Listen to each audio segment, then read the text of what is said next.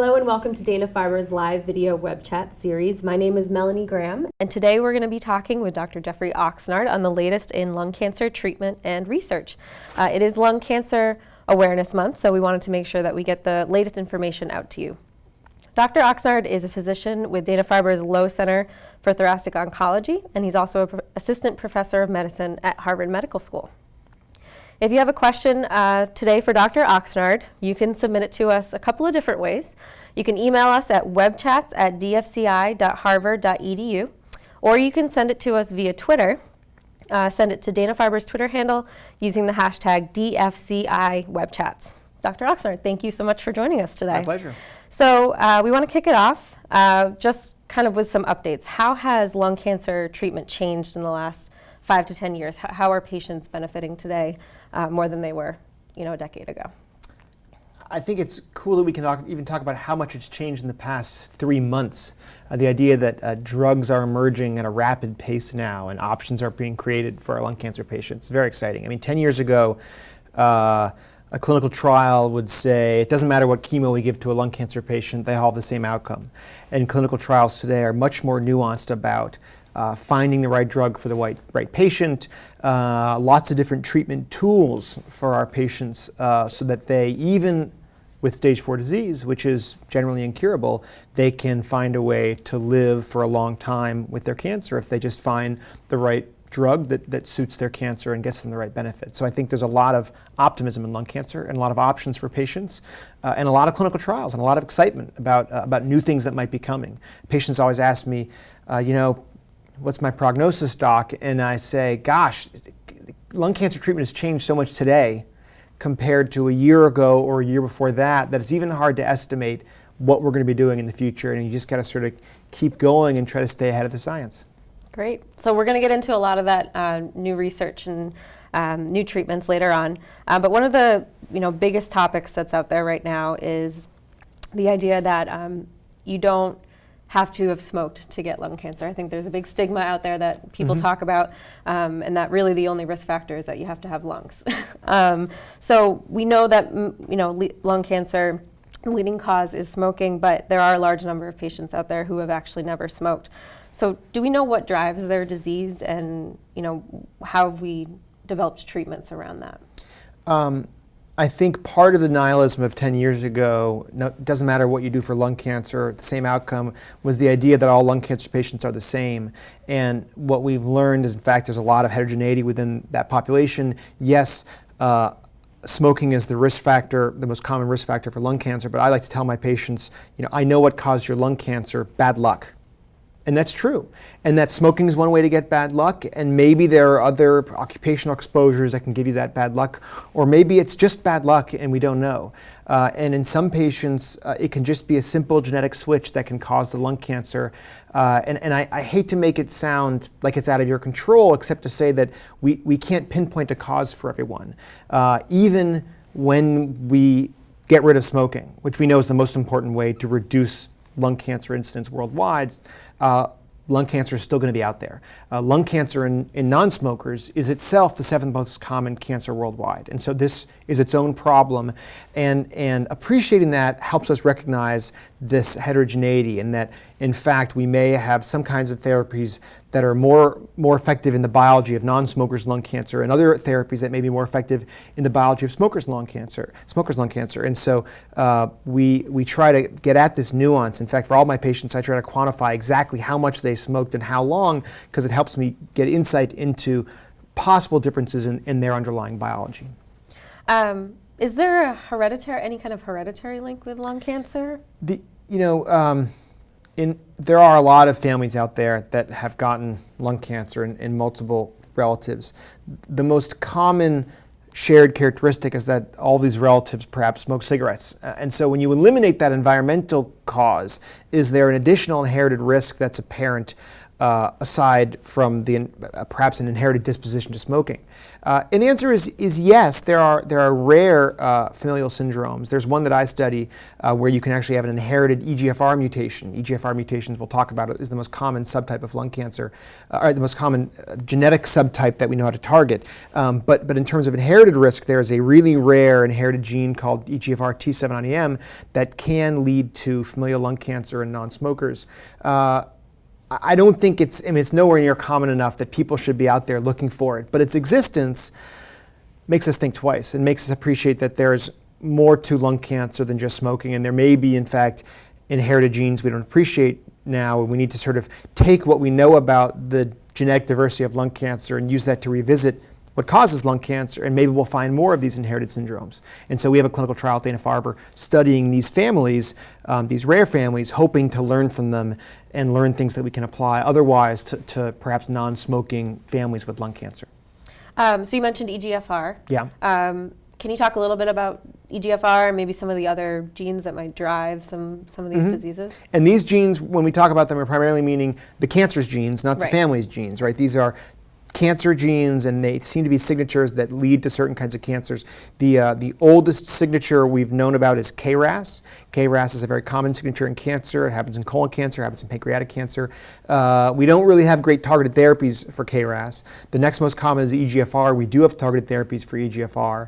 And then over the past 5 years, we've identified other less common but very meaningful signatures that can lead to targeted therapies. Those include ALK, and there are ALK inhibitors available, ROS rearrangements, there are ROS inhibitors available, MET mutations are recently discovered, RET, BRAF, HER2, the list goes on. And in fact, a number of the genes in this list are really only 1% of lung cancer. And you think 1% of lung cancer, I mean, how can that be meaningful? But even 1% of lung cancer is thousands of people a year in the United States and many more thousands around the world. 1% of lung cancer is more common than some of the other cancer types out there. And the problem is those 1% tend to blend into the total of lung cancer. And so one of our research priorities is finding those 1%, identifying these individuals, because if you add up all the 1%, they add up to 10-15% of lung cancer, and that's a meaningful population that needs our focus and needs targeted therapies to help them do better with their disease. So targeted therapies, that's the next topic I want to go into. What are some of the things that are on the horizon, or what are some of the recent developments that are coming out for? Let's first talk about the concept of targeted therapy, right?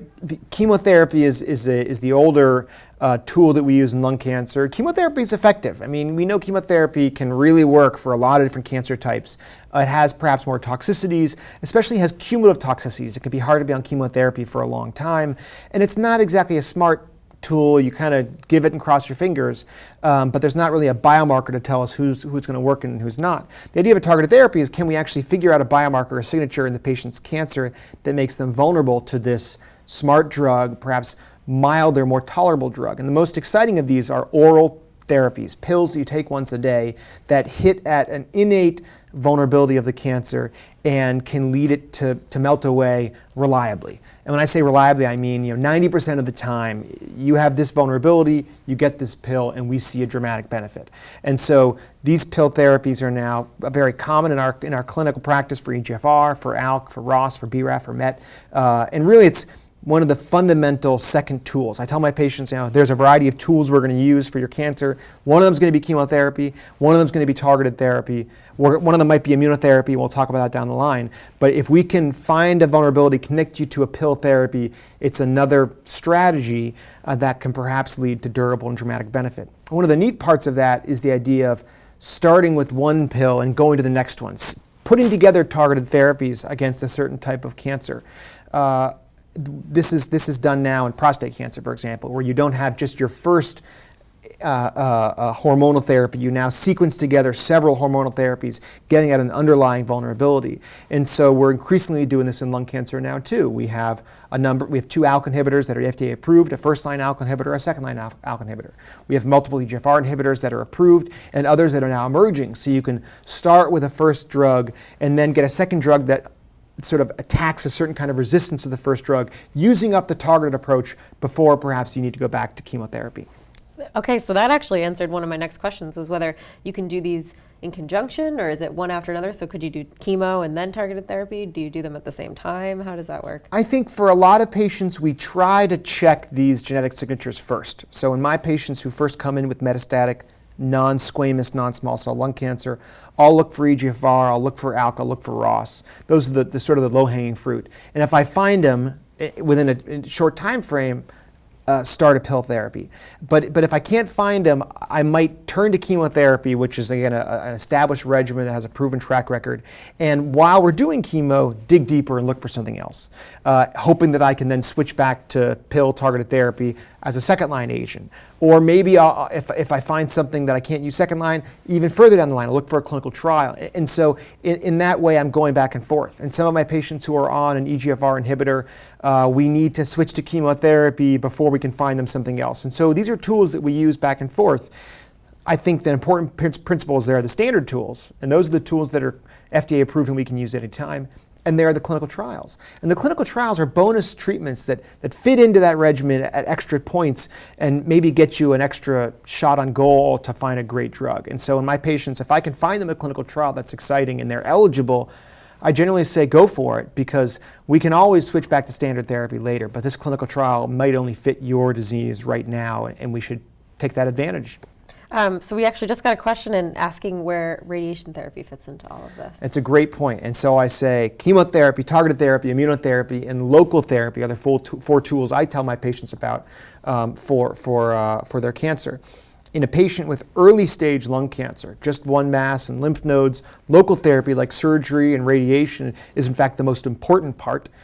In a patient with metastatic disease where they have multiple sites of disease, local therapy, you can't really cut it all out. You need to use local therapy sort of intelligently for specific sites of concern. And so we'll use radiation for brain metastasis that's hard to control with chemo, or a bone metastasis that's bothersome. But it's true that local therapy is one of our tools that we will fit into a patient's experience trying to fight their lung cancer over many years.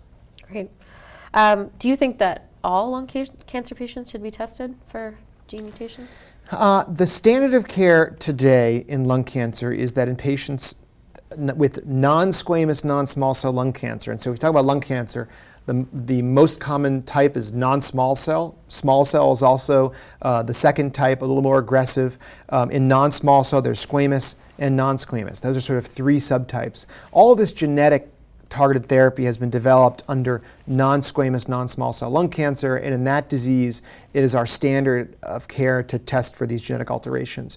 But the fact that we have made such a big impact in this subtype means that we're moving into these other diseases, saying how can we find similar genetic signatures in squamous non-small cell lung cancer and in small cell lung cancer. So in fact, there's a really big national clinical trial trying to test for genetic alterations in squamous non-small cell lung cancer. This is a NCI, National Cancer Institute, run trial through the cooperative groups, and that is called the Lung Map or Lung Master Protocol, trying to find genetic signatures in squamous lung cancer. Small cell lung cancer is sort of catching up a little bit. We're still trying to learn about that. I would say for standard practice, it's for non-squamous, but as part of research, and here at Dana-Farber, we actually do genetic testing on everyone as part of a research protocol. We try to characterize everyone's lung cancer to learn about opportunities and then develop targeted therapies for those genetic signatures that we find. Great. So let's shift gears a little bit. We've mentioned it a few times, but immunotherapy is really a hot topic right now, and we had a lot of questions come in about it. So can you just talk about some of the latest developments for lung cancer and how they're improving treatment? Sure. The principle of using the immune system to attack cancer is an old one. Probably the best established is called stem cell transplant, the idea of taking out your immune system, getting someone else's immune system into your body to attack your leukemia. And that is a very complex and toxic therapy, but is very effective in parts of oncology. Trying to use the immune system in lung cancer has involved vaccine therapies sometimes. We've been trying, a number of different tools have been tried, and it's really been decades of immune therapy research that has not really panned out for lung cancer until suddenly we have these new class of drugs called immune checkpoint inhibitors. And these checkpoint inhibitors sort of disinhibit. The immune system is we like to think of it as the tumor and the immune system are always interacting, and the immune system is sort of sniffing out tumor cells, and the immune system learns to use the signal to tell the immune system, move on by, ignore me. These are not the droids you're looking for. And so it puts on this little flag called PDL1. And if the immune system sees this flag, it says, oh, we can ignore that, we can pass on by. And so not all tumors use this flag, maybe 20 or 30%, maybe more, use these signals to evade the immune system, evade the immune surveillance that our body's always doing. If we can block that signal, the immune system wakes up, sees the cancer cell, and can attack it and wipe it out. And so these are drugs like nivolumab, pembrolizumab, ipilimumab, which are inhibitors of these checkpoints, trying to help the immune system wake up, see the cancer, and do what it's supposed to be doing. Now, it doesn't work for everyone. These drugs work, maybe 20% of patients. We're still trying to figure out who they work best for. They may work a little better in folks who smoke cigarettes because it leads to more complicated genetic types of cancers, we think, versus in non-smokers' lung cancer. They're genetically more simple, and maybe the immune system isn't able to attack those as well. We're still learning, but they now become a new tool for our patients. And so, we tend to give it a try often after chemotherapy. We'll try this because it's not a sure bet, but some patients can have very dramatic responses that can last a long time.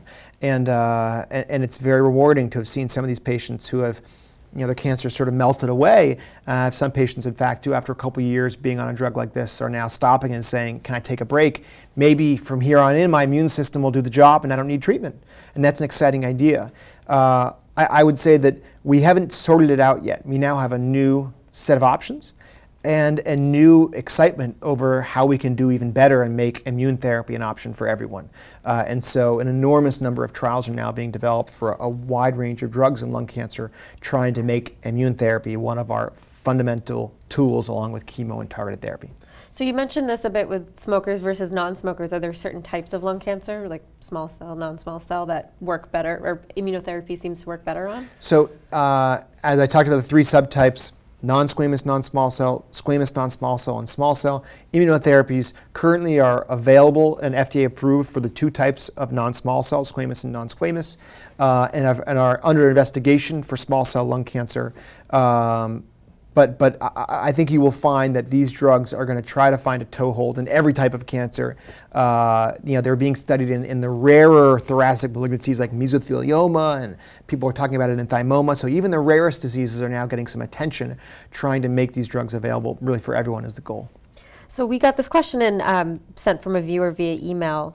She says, given the high recurrence rates, is there any kind of preventative immunotherapy for early stage, like stage 1 lung cancer? So if somebody were to, say, have surgery or something like that, then would you go on immunotherapy just to prevent a recurrence? It's a great question. So we talked about our 4 tools treating lung cancer, and for early stage lung cancer, the stage 2 lung cancer, lung mass and lymph node, the essential tool first is surgery to get it out.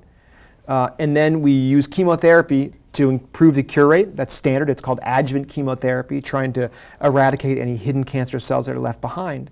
But at present, we don't use any targeted therapy in addition to the surgery and chemotherapy. And that's different, for example, from in breast cancer, where in breast cancer you'll use surgery, you'll use chemotherapy, and then you might have adjuvant targeted therapy like with trastuzumab or Herceptin, and then adjuvant hormonal therapy after that. And so we have these targeted therapies now available. Why aren't we using these targeted therapies in cured or potentially cured patients to reduce the risk of recurrence like in breast cancer?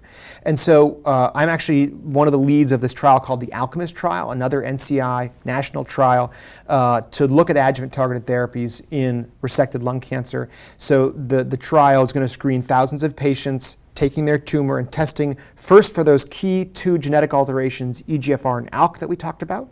And in those patients that have EGFR or ALK, they are then eligible for targeted therapy trials to try to improve the cure rate. And so in patients with EGFR mutations, after their surgery and if chemo, if they get it, they then are eligible to be randomized to adjuvant erlotinib, an EGFR inhibitor, for 2 years versus placebo, no EGFR inhibitor, trying to say, does targeted therapy improve cure rates after surgery and chemotherapy for potentially cured early stage patients? And there is now a new trial being developed, added to the Alchemist program, to use adjuvant nivolumab, a PD-1 inhibitor, also asking whether targeted therapy is an option for those who maybe don't have an EGFR or or ALK alteration? So it's a great question, and you would think that now with all these exciting targeted therapies, we can make targeted therapy an option for early stage patients. We're working on it. Great.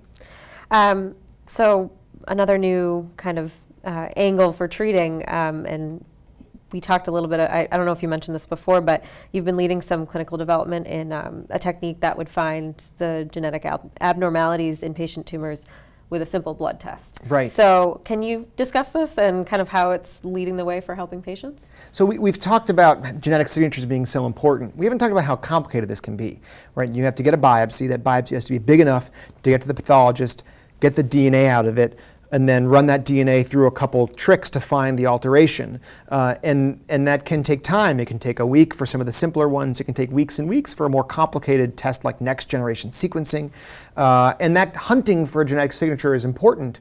But if we can make it easier and faster, then perhaps we can connect patients with targeted therapies more easily. And so towards that goal, we've developed a blood test for these EGFR mutations, which are the most common signature, as we said, and the most important at this point. It involves looking not at the cells in the blood, right? You take the cells out and you're looking at just the free DNA floating around. Most of that DNA floating around in a lung cancer patient's blood is the patient's DNA, not the tumor's DNA. But a subset of it, maybe 1% of it, is the tumor's DNA. And so if you take that DNA and sort of run through the molecules one by one, looking at them, you can count how many of them are normal and how many of them are mutant. And we have a machine now that can do this, can sort of sift through this haystack, looking for the needle that is the tumor's DNA and identifying a mutation that belongs to the tumor. And so in a couple days on a blood test now, we can find these important mutations and therefore connect patients to a targeted therapy really quickly and easily without needing the process of a biopsy and the complexities of testing that and waiting around for the results. This is particularly important in the setting of resistance, right? You've been on a targeted therapy for a year or two, it's working for you, you now have resistance. The doc says, I need to know about your resistance, let's get a new biopsy to figure out how your tumor's changed. And you're like, a new biopsy, you know? Do I need to? I gotta wait for the biopsy and there's complications and then I gotta wait for the results. And instead, quick blood test in 2 days can say, do we find this signature of resistance or not? And that signature can lead to a new targeted therapy. So it's a really exciting strategy because it's convenient for patients and helps them get to targeted therapies faster. And we're working very hard to make it broadly available to sort of go from testing for the common stuff, EGFR and KRAS, to now testing for everything under the sun to try to help as many patients as possible. So you mentioned resistance. That's actually one, we got a couple of questions asking about that. What research is being done to kind of work with patients who develop resistance to treatments? Yeah, and our labs have been studying that for a long time. I think learning about resistance requires biopsies, right? Figuring out what explains it requires getting, having the old tissue, getting the new tissue, and saying what's changed. And that kind of research being done here over the past 5 years has led us to learn about the key signatures that can appear in EGFR, where you can acquire a new T790M mutation, or you can acquire MET amplification, or in ALK, where you can acquire new ALK mutations that explain resistance, and the same story is being done in ROS, et cetera. And so there's a good track record of using tumor tissue and using our laboratories to learn what explains resistance. The next question is, once you figured out what explains it, how do you treat it? And an exciting story I think that's been going on here is finding that drug to inhibit T790M, the most common resistance mutation in EGFR. And in work that started 5 years ago in the lab of Dr. Yanni and Dr. Nathaniel Gray here, they said, look, can we develop a new kind of EGFR inhibitor that focuses on inhibiting this T790M mutation and inhibiting the biology of the tumor without touching the patient's EGFR? Can we inhibit the cancer without causing any side effects? And it led to this whole new class of drugs, which are these mutant-specific third-generation EGFR inhibitors, which have really just transformed our care of lung cancer. And we expect to be FDA approved today. And it's very exciting to think about how a single biopsy of a single patient and some work in the lab leads to a drug, which leads to trials, which then feeds back and helps those patients. That's the whole arc of translational research here. And it motivates us to do it more and do it better. And so there's a lot of using patient biology to lead to new drugs that then treat resistance even better. So I think we have excitement about how to do that. It's always a problem, though. As soon as you have the new drug, you have patients developing resistance to the new drug. And so it's a never-ending chase to figure out what causes it and to get the next drug ready for everyone. And the hope is that each of those drugs work long enough that patients can hang in there to benefit from the new drugs that emerge as we learn about what causes their resistance. So we talked about a whole lot of new research and new ideas that are coming out. Do you have any resources where patients can find out about this, read a little bit more about it, or anything like that? I mean, we have a website at Dana-Farber about a precision medicine website, so it talks a lot about these targeted therapies and the genetic changes to use. We have a patient forum coming up this Saturday, actually, where we're talking about targeted therapies, and so that's going to be all day this Saturday, and talk about really the process of living with lung cancer and about patients are out there. I mean, all around there are people out there who are doing this and living with this disease year after year. I think I have sort of tools that I tell my patients as what you can do to do as well as possible, and I have three rules of living with lung cancer I tell my patients, which are: don't act sick, try to keep doing stuff, try to hang out with your grandkids and go out to dinner, and don't sit around. If you sit around and are too sedentary, you can get weaker, and you really got to mobilize to try to hang on to your strength. I tell my patients, don't lose weight. We aren't sure in lung cancer if there's a perfect diet that helps you do better except calories. Weight loss is a problem, and I tell my patients I like them to have 10 extra pounds for a rainy day. And so, patients who come see me, I tell them go eat a cheeseburger, go eat ice cream, and try to make sure that you have the calories you need to maintain your strength. And my third rule is don't be a tough guy. Make sure that when you feel sick, you call your doctor and say, I'm having a bad day. I need to be seen. I need to be taken care of, because your ability to take care of yourself, it reflects our ability to take care of you so that we can get you ready for the next thing. There is an element of planning, and there's an element of trying to stay ahead and keep on top of what options are out there. Always ask about clinical trials. Always ask about what's out there for me. What are we going to do next, and what are you thinking about? And in that way, we can anticipate where to go next for your cancer and try to create options. Excellent. Well, thank you so much, Dr. Oxnard. That was fantastic. A lot of great information and a lot of good tips for our patients out there. And thank you to our viewers for tuning in today. We really appreciate it. And thank you for sending in your questions as well. If you want to watch a recap of this chat or any of our other live web chats, you can visit danafarber.org/video webchats. Have a great afternoon.